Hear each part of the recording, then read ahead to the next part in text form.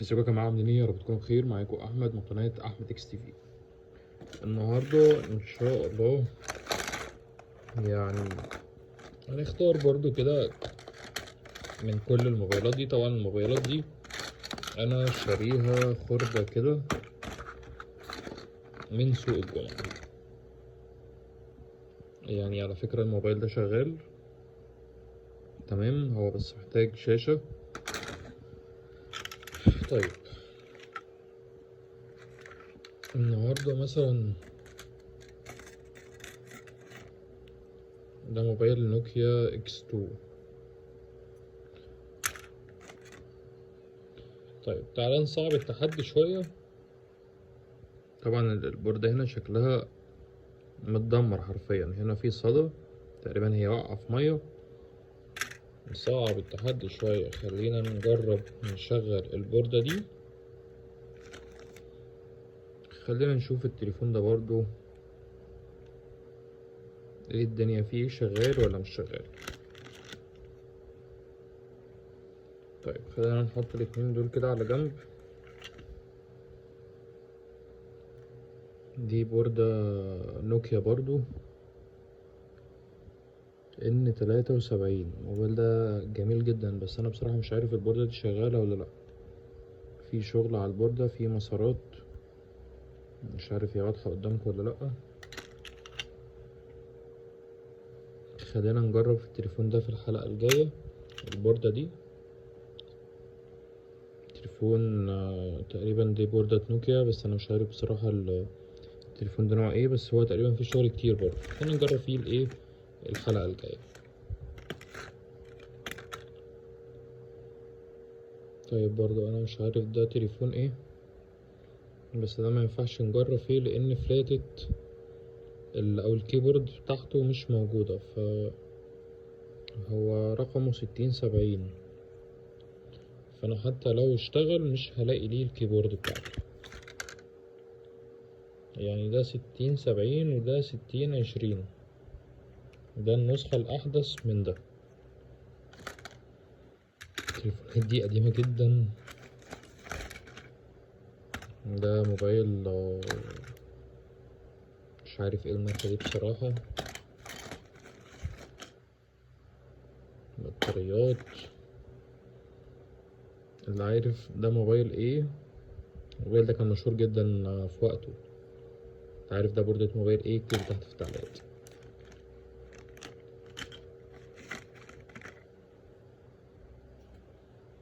ده برضو من الموبايلات الحلوة جدا، ده نوكيا برضو.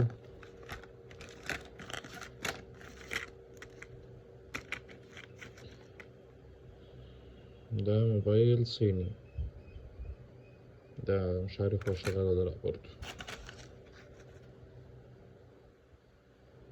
طيب يعني خلينا مبدئيا نجرب على الاتنين اللي احنا اخترناهم دول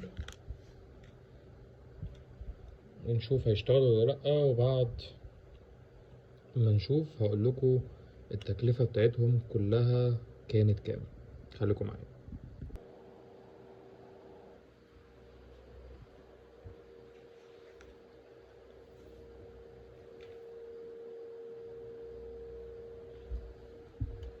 طيب مبدئيا ده موبايل اكس 2 شغال. دي البوردة اللي احنا يعني اخترنا نجرب عليها شغالة ولا لأ. ده الموبايل بتاعي.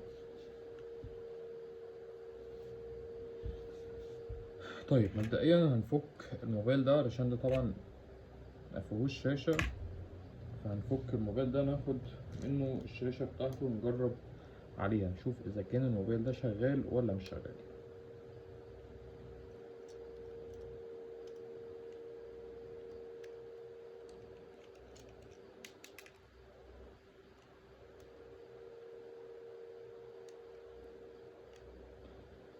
مشكلة الموبايلات القديمة دي ان مفيش، مبقاش حد شغال فيها نهائي. مثلا انت تروح تدور على شاشة او تدور على اي حاجة، يعني المتوفر مثلا ممكن سماعات او كده، لكن شاشات الهاوسنج الكفر كل ده حاجات مستحيل او نادر جدا حاليا ان انت تلاقيها. ممكن تلاقيها مثلا في سوق في القاهرة او حاجة، لكن مثلا انت لو بعيد عن القاهرة فصدقني انت مش هتلاقي الحاجة دي. طيب خلينا نرفع البوردة دي خالص. ده الهاوس التاني اهو. دي البوردة اللي احنا او الشاشة، هنشيل الشاشة علشان نجرب عليها.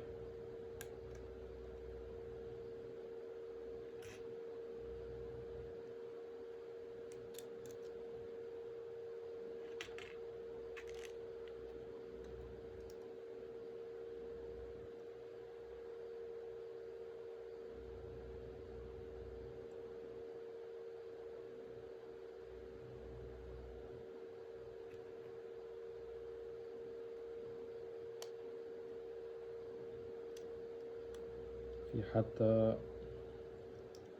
زرار بايظ هنا، فخلينا نغيره علشان لو طلع شغال ما نضطرش ان احنا نشيل الحاجة دي تاني او ان احنا نغيره تاني.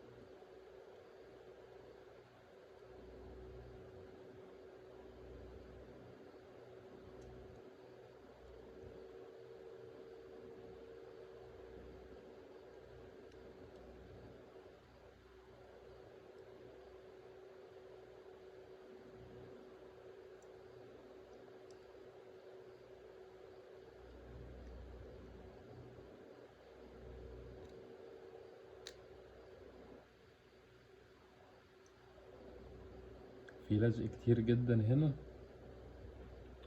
فالموضوع بيكون صعب شويتين تلاتة. انا بصراحة مش عارف ايه الدماغ بتاع الصيانة اللي جاتله الفكرة العبقرية دي بجد والله.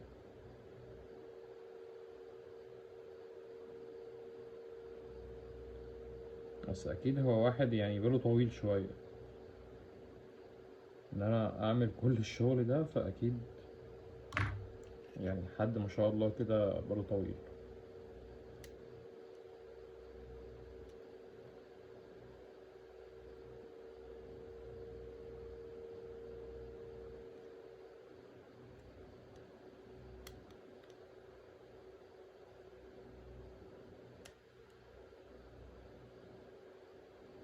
طيب احنا قفلنا،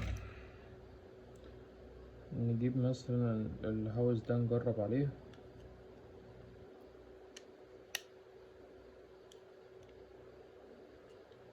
واحنا مش هنربط، هو بس مسمارين بحيث ان هما بس يمسكوا الجهاز.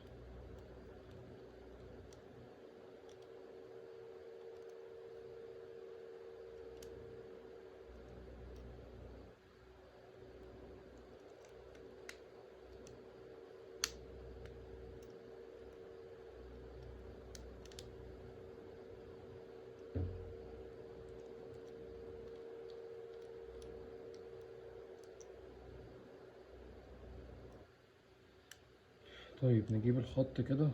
والله انا مش عارف هو شغال ولا مش شغال، بس ادينا بنجرب.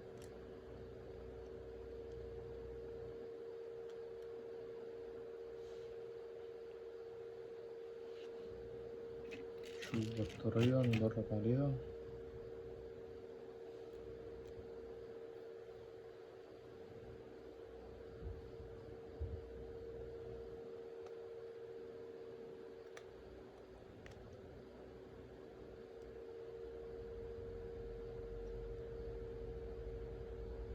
والله العظيم اول مره اجربه.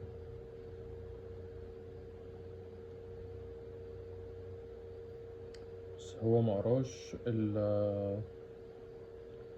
الشريحه. طيب خلينا كده، يعني هو فتح، خلينا نقفل مسامير كمان.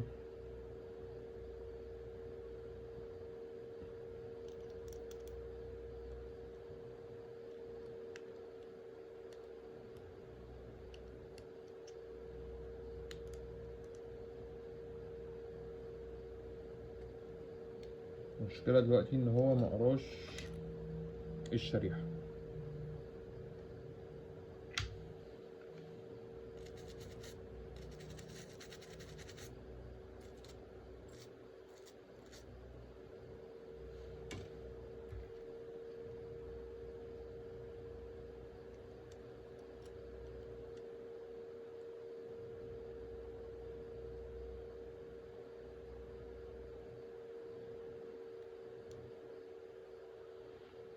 طيب نجرب مرة تانية، بسم الله.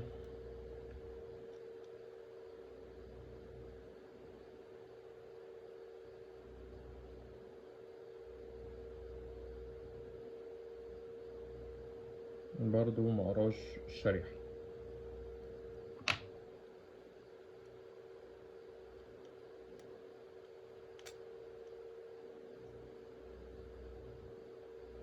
طيب هيعمل يعني حاجة أخيرة كده أو محاولة أخيرة.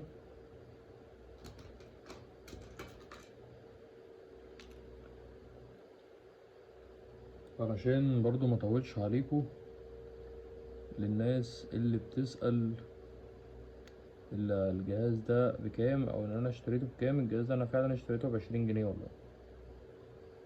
تمام. ف20 جنيه،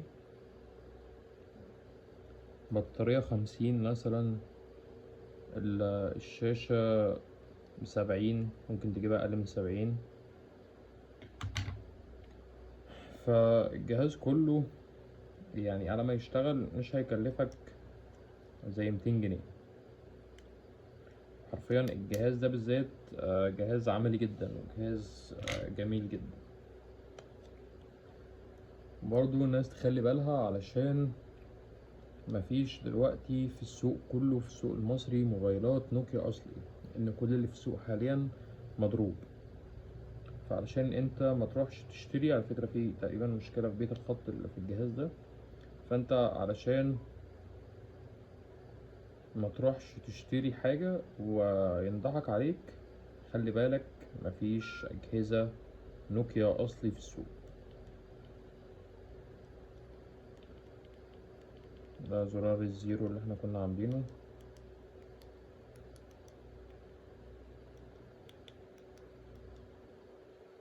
بس يعني هي مشكلة الشريحة سهلة، هلاقي لها حل. الزرار اللي احنا غيرناه دلوقتي برضو مش شغال، هنشوف له حاجة تانية كفر والجهاز هيشتغل معاك. بس دي كانت حلقة النهاردة، واللي عنده اي استفسار يكتب تحت في التعليقات، هرد على كل الناس ان شاء الله. كانت حلقة النهاردة واشوفكم على خير.